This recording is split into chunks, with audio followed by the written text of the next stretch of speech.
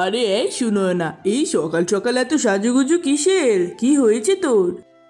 মা, আজকে আমার ছোটবেলার কিছু বান্ধবী বাড়িতে বেড়াতে আসছে, বহু বছর পর দেখা, তাই একটু সাজুগুজু করছি।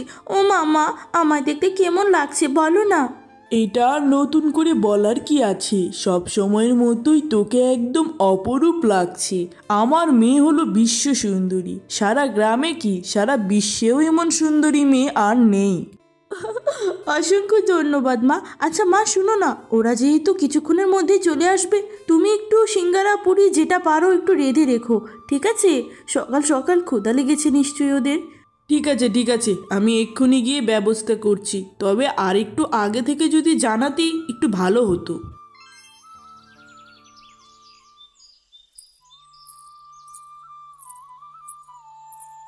আরে এই শোনো না, এ কাক ডাকা ভোরে তুই এরকম বউ সেজে বসে আছিস কেন রে?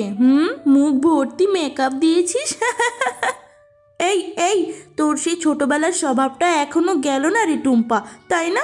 আমি কই অত সেজেছি, একটু না সেজেছি, আমার কিন্তু ভালো লাগে না বেশি। আরে এই টুম্পা, ওকে খোঁচাস না তো। ও শোনো না, তোকে দেখতে কি যে হেভি লাগছে রে। তুই দিনকে দিন সুন্দরী হয়ে যাচ্ছিস রে। রহস্যটা কি? দেখ টুম্পা দেখ, মাধবীর থেকে কিছু শেখ। মাধবী ছোটবেলার থেকে সবসময় আমার সুনাম করে, প্রশংসা করে, আর তুই শুধুই আমাকে খোঁচা দেস। এখনো তোর অভ্যাসটা যায়নি। আমি ভেবেছিলাম তোর অভ্যাসটি চলে গেছে। হ্যাঁ, ভালো লাগে না আমার এইসব একদম। আরে বাবা রে, তোরও তো ছোটবেলার মতো কথায় কথায় মুখ ফুলা দেওয়ার অভ্যাসটা গেল না। আমি তো মজা করে বলছিলাম রে বাবা, আমায় ক্ষমা করে দে, ক্ষমা করে দে। তো এবার নাস্তা পানি কিছু খেতে দিবি নাকি খালি বকাই শোনাবি বল দেখিনি? ক্ষুধায় পেটে ইঁদুর দৌড়চ্ছে। মা, ও মা, নাস্তা কি হলো? এদিকে দিয়ে যাও। এই নাও গরম গরম সিঙ্গারা। মা মা, তুমি ওদের চিনতে পেরেছো? ওই যে আমরা আগে যে বাসাটায় থাকতাম, ওখানে আমি যে স্কুলে পড়তাম, ওখানেই যে ওরা পড়তো, টুম্পা আর মাধবী। আমরা যে রোজ বাসায় দুপুরবেলা এসে তোমার হাতের খাবার বসে বসে খেতাম। এই, তোদের কি মনে আছে সেই কথাগুলো? টুম্পাকে দেখে তো চিনতে পেরেছি, ওকে কি আর ভোলা যায়? লক্ষ্মী মেয়ে। কিন্তু পাশের মেয়েটিকে, ওকে তো চিনতে পারছি না আমি। হ্যাঁ মাসিমা, আমি মাধবী। আমার কথা ভুলে গেছেন? ছোটবেলায় যখন সুনয়না স্কুলে টিফিন ভুলে যেত, আমি যে বাসায় সুনয়নার টিফিন নিতে আসতাম। আপনি দেখতে তো আগের মতনই আছেন। ও, এখন মনে পড়েছে। তুমি হলে সেই টিফিন চোর মাধবী, যে কিনা আমার মেয়ের টিফিন নিয়ে নিজে অর্ধেক খেয়ে ওকে দিতে।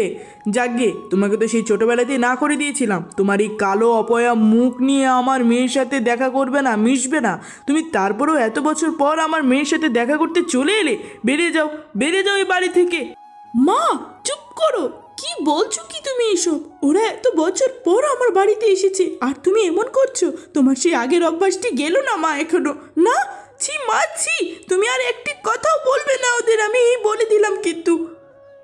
এই এই, আমি তোকে জন্ম দিয়েছি না তুই আমাকে জন্ম দিয়েছিস যে ওদের কথায় তুই আমায় কথা শোনাচ্ছিস? এরকম কালো অপয়া মেয়েদের থেকে দূরে থাকবি, না হলে তোর কপালটা ফুটো হবে, বুঝেছিস? তুই সুন্দরী, শুধুমাত্র সুন্দরীদের সাথেই মিশবি, বুঝেছিস? মাসিমা, 2025 সালে এসেও আপনি কালো আর ফর্সার মাঝে এরকম বর্ণবাদী আচরণ করছেন? ছি ছি ছি, আপনি তো এখনো সেই আগের মূর্খ যুগেই পড়ে রয়েছেন। ছি। টুম্পা শুনো না, তোরা চুপ কর। তোরা কি ভুলে গেছিস বড়দের মুখে তর্ক দেওয়াটা মহা অন্যায়? আমারই সমস্ত ভুল হয়েছে। মাসিমা, আমায় ক্ষমা করবেন। আমি আর কোনোদিন আমার এই কালো ছায়া সুনয়নার উপরে পড়তে দেব না। এরপর দুই বান্ধবী সেখান থেকে মন খারাপ করে চলে যায়।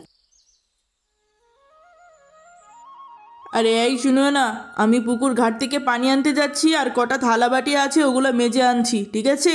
ঘরের খেয়াল রাখিস। আমি গেলাম কিন্তু। আমার মুখে মাখার নাইট ক্রিমটা ফুরিয়ে গেছে মা, আসার সময় নিয়ে এসো কিন্তু মনে করে। এরপর সুনয়নার মা পুকুর পাড়ে গিয়ে নোংরা থালা বাটি মাজতে থাকে। তার একটু পরেই সেখানে গ্রামের পুরোহিত এসে হাজির হয়। প্রণাম নিবেন বিমলা দেবী, কেমন আছেন? ভালো তো? আমি তো খুবই ভালো আছি পুরোহিত মশাই। তা হঠাৎই পুকুর ঘাটে কি মনে করে? আপনি কি পুকুর ঘাটে চান টান করবেন নাকি এখন? না না না না না, চান করতে আসিনি, আমি আপনার সাথেই কথা বলতে এখানে এলাম। তা আপনার মেয়ে দিন দিন যুবতী রূপসী হয়ে উঠেছে, তা মেয়েকে কি বিয়ে সাথে দিবেন? যদি দেন তাহলে আমার হাতে ঝাক্কাস একটা বিয়ের প্রস্তাব আছে, বুঝেছেন? ছেলে এই গ্রামেরই, ব্যবসা বাণিজ্য করে। মেয়ে যেহেতু জন্ম দিয়েছি, বিয়ে তো দিতে হবেই, কিন্তু আমার এই সুন্দরী রূপসী মেয়েকে যেন কোনো জায়গায় তুলে দিব না। ছেলে দেখতে শুনতে ভালো হতে হবে, পরিবার ভালো হতে হবে, পয়সা করিও থাকতে হবে, বুঝেছেন? তবেই সেই ঘরে আমার মেয়েকে দিব। বিমলা দেবী, আপনার পছন্দ সম্পর্কে আমাকে আর নতুন করে বলতে হবে না, সেই জন্য আমি ছেলের ছবি সাথী করে নিয়ে এসেছি। একটু দেখুন, দেখলেই বুঝবেন। এই দেখুন, একেবারে রাজপুত্র ধরে এনেছি আপনার জন্য। এ কি ছেলের গায়ের রং তো চাপা পুরোহিত মশাই, আমার এই সুন্দরী মেয়েকে কালো গায়ের রঙের ছেলের সাথে কি করে দিই বলুন তো?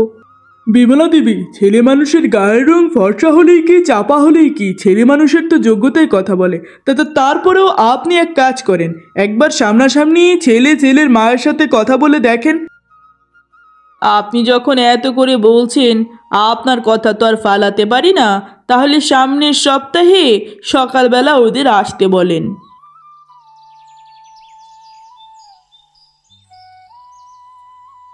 আপনাদের মেয়েকে আমাদের বড্ড পছন্দ হয়েছে। পুরোহিতের কাছে যতটুকু শুনেছিলাম, সামনাসামনি এসে দেখি আপনার মেয়ে তো আরো বেশি সুন্দরী, রূপে গুণে মা সরস্বতী। এইরকম সুন্দরী মেয়ে আমি আমার জন্মেও দেখিনি। আপনি রাজি থাকলে ওকে খুব শীঘ্রই ছেলের বউ করে বাড়ি নিয়ে যেতে চাই বিমলা দেবী। দাঁড়ান, অত তাড়াহুড়োর কি আছে? একমাত্র সুন্দরী রূপসীমের মা আমি, হঠাৎ করে তাড়াহুড়ো করে তো আর বিয়ে দিতে পারি না, যাচাই বাছাই তো করতে হবে। তা বিয়ের মাঝে যে দেনা পাওনা হয়, মানে পণের বিষয়ে তো আপনারা কোনো কথাই বলছেন না দেখছি, বিষয়টা কেমন? ছি বিমলা দেবী, এত সুন্দরী মেয়ে আমাদের দিচ্ছেন বউ হিসেবে, এতেই আমরা খুশি। পণ কিচ্ছু নেব না, আপনার মেয়েকে মেয়ের মতোই ভালোবাসবো। আপনার মাথাটা এই বুড়ো বয়সে গেছে সুহাসিনী বেগম। আমি আমার পণ দেওয়ার কথা বলিনি। আমার মেয়ের মতো এমন সুন্দরী মেয়ে থাকতে আবার পণ দিব কিসের? উল্টে আপনার যে কালো ছেলের গলায় আমার এই সুন্দরী মেয়েটাকে ঝুলিয়ে দিতে চাইছেন, তা পণ হিসাবে আপনারা আমাকে কি দিবেন সেটাই জানতে চাইছিলাম। আপনার ছেলের চেহারার যা ছিরি! বিমলা দেবী, আপনি এইসব কি বলছেন? আমার ছেলের চেহারার যা চিরি মানে? আমার ছেলে হলো রাজপুত্তর। ছেলে মানুষের গায়ের রঙে কিচ্ছু হয় না, যোগ্যতাতেই সব। মা থামো। মাসিমা, আপনার কি চাওয়া পাওয়া আছে সেটা আপনি আমায় জানিয়ে দিন, আমি আমার সাধ্যমতো দেওয়ার চেষ্টা করব। এই তো এতক্ষণে কাজের কথা এসেছো। আমার মেয়েকে বিয়ের মধ্যে কম করে হলেও 10 থেকে 12 ভরি স্বর্ণ দিতে হবে, আর দামি বিয়ের পোশাক দিতে হবে, তবেই আমার মেয়েকে আমি আপনাদের হাতে তুলে দিব। এই বললাম, না হলে বাপু আমার পক্ষে দেওয়া সম্ভব না। একটা মাত্র সুন্দরী মেয়ে আমার। আচ্ছা ঠিক আছে মাসিমা, আপনি যা যা বলেছেন তাই হবে, আপনি এসব নিয়ে আর চিন্তা করবেন না। এরপর কিছুদিনের মধ্যেই সুনয়না এবং রমেশের বেশ ধুমধাম করে বিয়ে হয়ে যায়। গোটা গ্রামের মানুষ এমন জাঁকজমকপূর্ণ আয়োজন দেখে অবাক হয়ে গেছিল।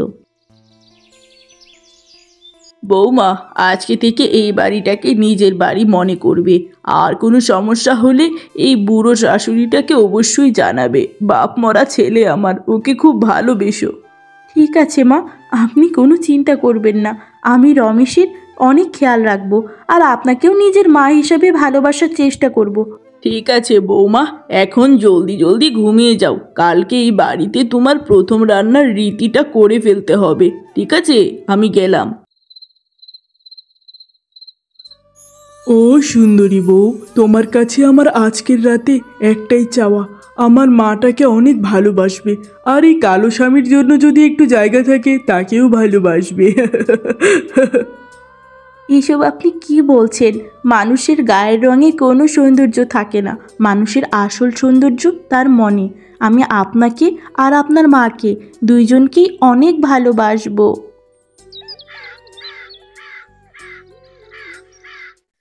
বিয়ে করে শ্বশুর বাড়ি যাওয়ার পর থেকে সুনয়না তো আমাকে এখনো একটা ফোনও দিল না। মেয়েটার কি ওই বাড়িতে কোনো ঝামেলা হচ্ছে না তো?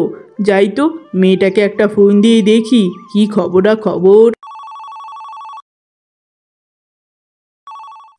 কে রে মুখপুরি, বিয়ে করে শ্বশুরবাড়ি যেতে না যেতেই মাকে ভুলে গিয়েছিস? ফোন টোন দেস না কেন? আরে মা, তুমি যে কি বলো না, নতুন এক জায়গায় এসেছি, বুঝোই তো। আর তাছাড়া এখন আবার রান্না বান্না করতে হবে, তো ওটার জন্য প্রস্তুত হচ্ছিলাম মা। কি কি বললি? আমার একমাত্র সুন্দরী মেয়ে, সে কিনা শ্বশুরবাড়ি গিয়ে কাজ করবে? কখনোই না। তুই এক্ষুনি অসুস্থতার ভান ধর, তোর শাশুড়িকে দিয়ে সব কাজ করা। এখন থেকেই যদি সব কিছু শক্ত করে না ধরিস, কোনো দিন কিন্তু আর কিচ্ছু ঠিক হবে না, বুঝেছিস?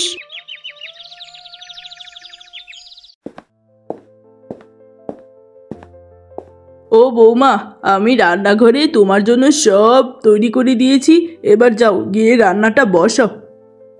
না মা, আমি আজকে রান্না করতে পারবো না। আমার শরীর ভালো লাগছে না, আজকে আপনি করে নিন, ঠিক আছে? কি বৌমা, আমি তো তোমাকে রাতেই বলেছি এটা আমাদের ঘরের রীতি, নতুন বউদের সকালের প্রথম রান্নাটা করতে হয়। তাছাড়া একটু আগেও তো তুমি এমন কিছু বলনি, হঠাৎ এখন না করছো যে? না, কোথায় করলাম মা? আমি তো বলেছি আমার শরীরটা খারাপ। আপনারাও না আসতে না আসতেই ছেলের বউদের কাজে লাগিয়ে দিতে চান। একটা দিনকে আপনি রান্না করতে পারবেন না নাকি? আমার শরীর ভালো না। আচ্ছা বাবা, ঠিক আছে বাবা, ঠিক আছে, শরীর ভালো না, বিশ্রাম করো, আমি গিয়ে সব করে নিচ্ছি, ঠিক আছে, আমি যাই। এরপর রমেশের মা রান্নাঘরে এসে রান্না বান্না করতে থাকে। অন্যদিকে সুনয়না মায়ের কথায় শাশুড়িকে সাহায্য না করে সাজগোজ করতে থাকে। ও মা, তুমি এই ধুলোবালির মধ্যে উঠোন ঝাড়ু দিচ্ছ কেন? তোমার তো ধুলোবালিতে অ্যালার্জি আছে মা। শুনোয় না কোথায় গিয়েছে?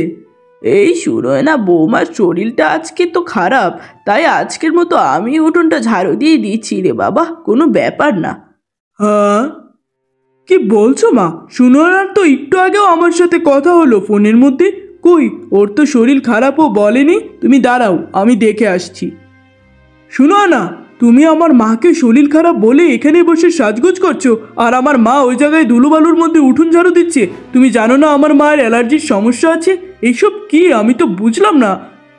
রমেশ, আমি এতক্ষণ ধরে তোমার জন্য সাজগোজ করছি, আর তুমি তোমার মায়ের কথা আমায় কথা শোনাচ্ছ? বুঝেছি, উঠোন থেকেই তোমার কানটা ভরে দিয়েছে। আমার কান কেউ ভরেনি, আমার চোখ আছে, আমি চোখ দিয়ে সব দেখতে পাই। এবার এইসব রাখো আর মায়ের কাজে গিয়ে সাহায্য করো, যাও। কোনো উপায় না দেখে সুনয়না এসে উঠোন ঝাড়ু দিতে থাকে। ঠিক একটু পরেই সুনয়নার মা সেখানে এসে হাজির হয়। আমি ঠিক সন্দেহ করছিলাম ওরা আমার মেয়েটাকে কাটিয়ে মারছে, কিন্তু তুই আমার কথা কেন শুনলি না? তোকে না করেছি? মা, আমি তোমার কথা শুনেছিলাম, কিন্তু আমার ওই বুড়ি শাশুড়িটা আমার স্বামীর কান ভরে দিয়ে আমায় অনেক কথা শুনিয়েছে, তাই এখন না পেরে সে উঠোন ঝাড়ু দিচ্ছি মা। কি কি বললি? আমার এই সুন্দরী রূপসী মেয়ের উপর এত অত্যাচার? চল দেখিনি, ওদের 12টা বাজাচ্ছি। বাহ, কি সুন্দর চিত্র! আমার এই সুন্দরী মেয়েটাকে বাহিরে কাজ করাচ্ছে, আর এদিকে মা ছেলে বসে কুটকাচালি করছে। মা, আপনি এসব ভুলভাল কি বলছেন? আর আপনি কখন এলেন এখানে? হ্যাঁ বিয়ান, আপনি কখন এলেন? বলে আসবেন না। আর কোনো কুটকাচালি তো করছিলাম না, আমার শরীর ভালো না, তাই বৌমা একটু সাহায্য করছি কাজে, এই আর কি। আপনার শরীর খারাপ দেখে আমার মেয়ে কি করবে? হ্যাঁ, আপনাদের বাড়িতে কাজের ঝি রেখে নিতে পারেন না? আমার মেয়েকে দিয়ে কোন সাহসে আপনারা কাজ করান? একমাত্র সুন্দরী রূপসী মেয়ে আমার, কোনো দিন একটা কাজও আমি করতে দেইনি, আর এখন আপনারা ওকে দিয়ে উঠোন ঝাড়ু দেওয়াচ্ছেন? ছি ছি ছি, আমার ঘেন্না লাগছে এমন জায়গায় বিয়ে দিয়েছি আমার মেয়েকে। শাশুড়ি মা, এবার আপনি থামেন। অনেকক্ষণ ধরে আমার মাকে যা ইচ্ছা তাই বলে যাচ্ছেন। বৃদ্ধ অসুস্থ শাশুড়ির কাজে সাহায্য করা যদি এত বড়ই পাপ হয়ে যায়, যান আপনার মেয়েকে নিয়ে আপনার বাড়িতে চলে যান। রমেশ, কি বললে তুমি? তোমার মায়ের জন্য আজকে তুমি আমায় বাড়িতে চলে যেতে বলছো? হ্যাঁ, আরে বাবা, তোমরা সবাই তোমাদের মাথাটা শান্ত করো, এত রাগারাগি আমার ভালো লাগছে না। দেখেছিস দেখেছিস তোর স্বামী কেমন করলো? এরপরেও কি আর এই বাড়িতে থাকবি? এক্ষুনি চল বাড়িতে। এরপর সুনয়নার মা তাকে নিয়ে বাড়িতে চলে আসে।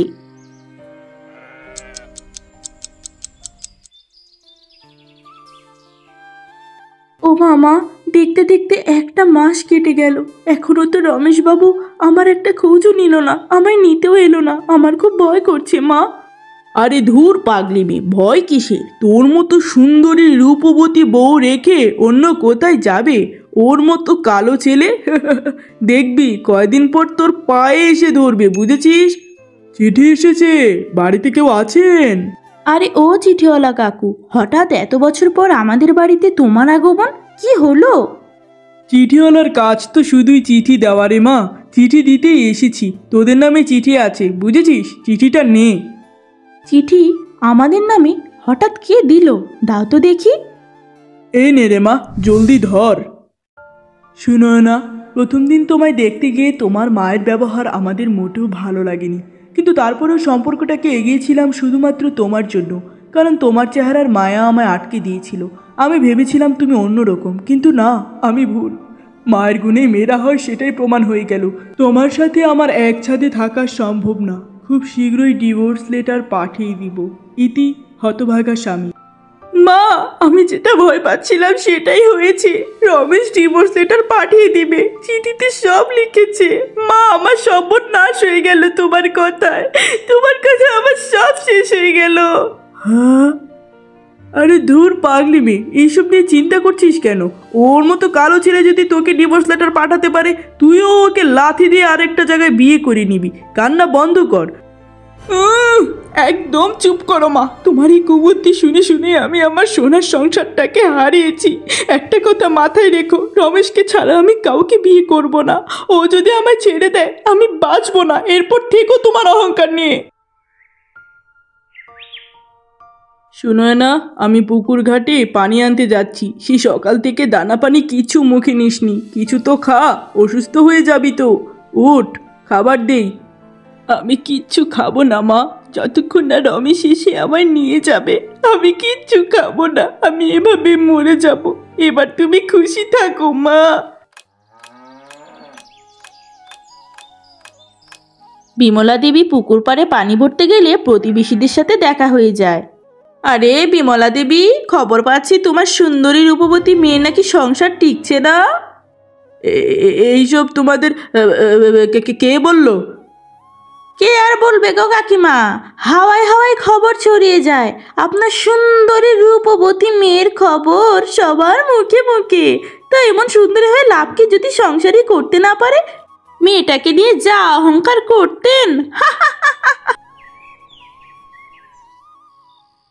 হায় ঈশ্বর, আমি এসব কি করলাম? আমার এই সুন্দরী মেয়েটা এখন মরতে বসেছে, সংসার ভেঙে যাচ্ছে, এলাকার মানুষের সামনে মুখ দেখাতে পারছি না। আজকে আমার কুবুদ্ধির কারণে সব হলো। না না না, আমি যখন সব নষ্ট করেছি, এবার আমাকেই সব ঠিক করতে হবে।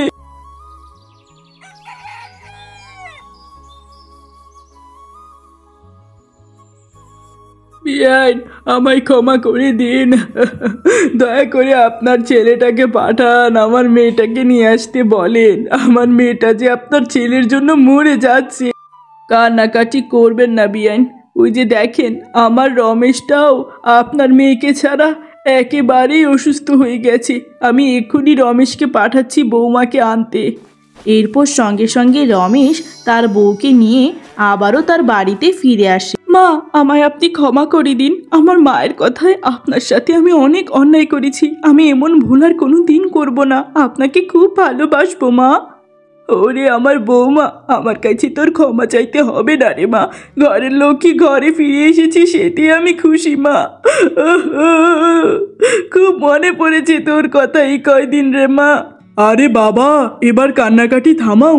এতদিন তো অনেক কান্নাকাটি হলো, এবার সব ভুলে আসো, আমরা সুখে সংসার করি। এরপর থেকে সুনয়না তার শাশুড়ি আর স্বামীকে নিয়ে বেশ সুখে সংসার করে। সুনয়নার মাও আর তার মেয়ের রূপ নিয়ে অহংকার করে না।